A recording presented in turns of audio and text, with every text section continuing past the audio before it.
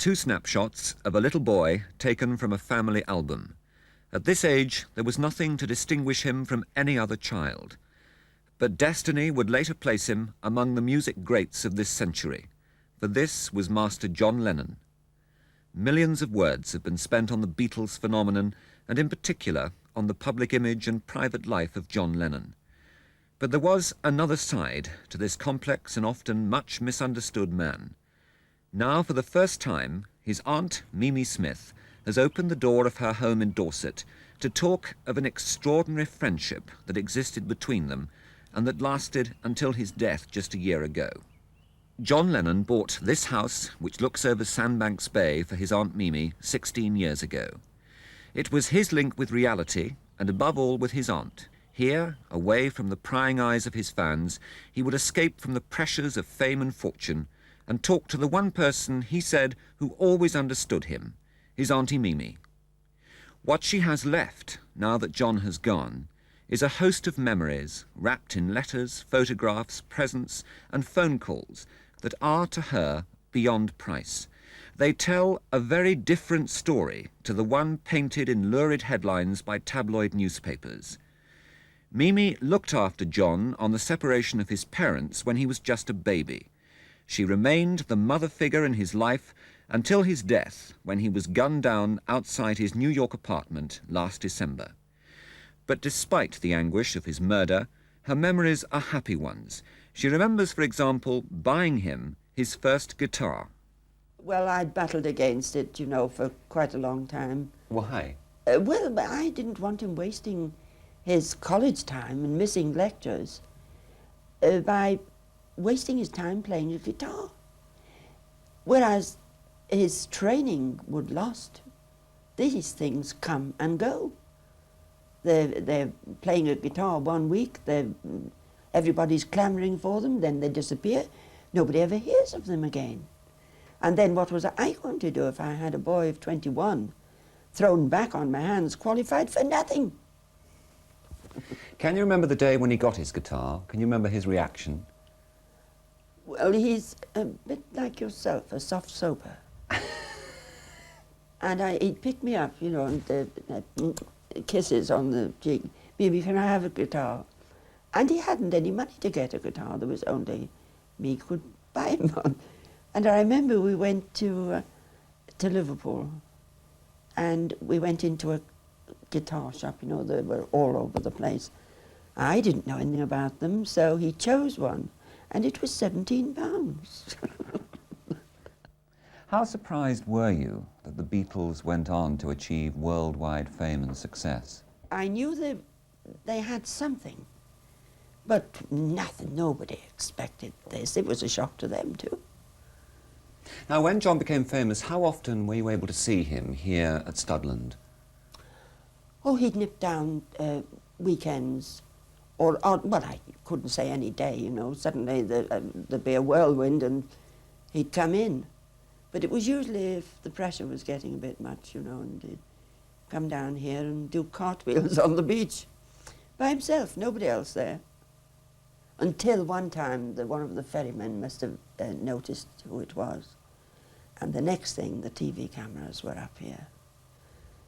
So I was annoyed, and he said, "Oh, Mimi, you mustn't be annoyed." He said, "Really?"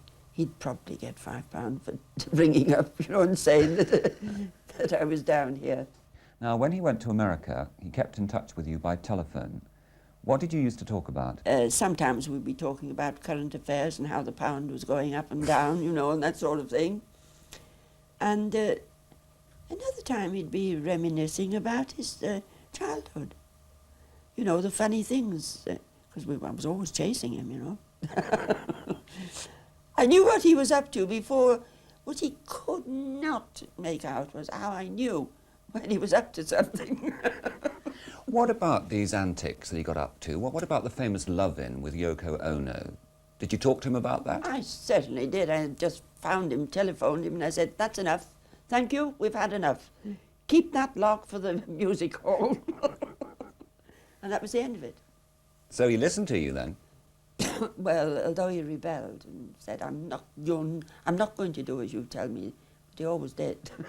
What did you make of his wife, Yoko Ono? Did you ever meet her? Oh, yes, I met her. I've met her in London, and I've met her once down here. That was in the early days when he brought her.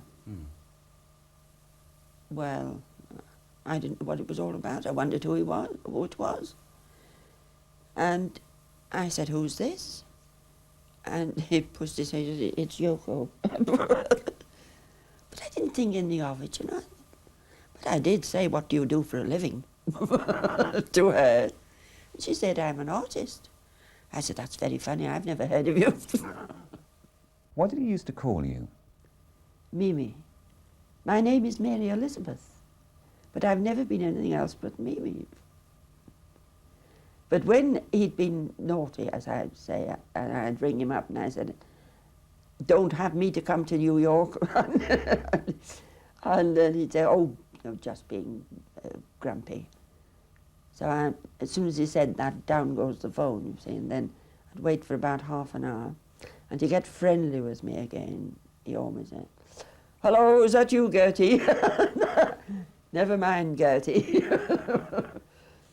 Did he give you many presents? Honestly, the place is full of presents. These, pearls, everything. And I could have had anything in the world. But I'm just one of those people that are rather Spartan, and I don't want anything. He wanted you to go and live with him in Yes. America. Do you regret that you didn't? No, or not? no, I couldn't live in America. And you see, with him phoning for so long, certainly once a week and sometimes twice a week, the phone is so clear. I didn't feel that he'd been away at all. It was as good as seeing him. What do you make of all these stories that have been published about John Lennon since his death? Do you mean these scurrilous remarks? I mean stories concerning his private life, his sex life. I've never heard anything like it in my life. And if these things crawling out of the woodwork, why don't they come out while he's alive and let him defend himself? Why wait till he's dead? And well-timed and deliberate, every one of them. But I think they're sick-deprived people, obsessed with sex, craving for attention. When was the last time he phoned you? Night before he was murdered. 2 hours. And he was saying, "I'll be seeing you soon, Mimi. I can't wait to see you." And then, of course, at 5 o'clock the next morning, it came over the overseas news. And honestly, if I thought he was dead, I don't think I could go on. I don't think of him as dead. Of all the songs that John composed and sang, was there a favourite one that you enjoyed? Well, I don't know. I think A Hard Day's Night's not so bad at the present time. It's been a hard day's night, and I've been working like a dog. It's been a hard day's night, I should be sleeping like a log. But when I get home to you, I find the things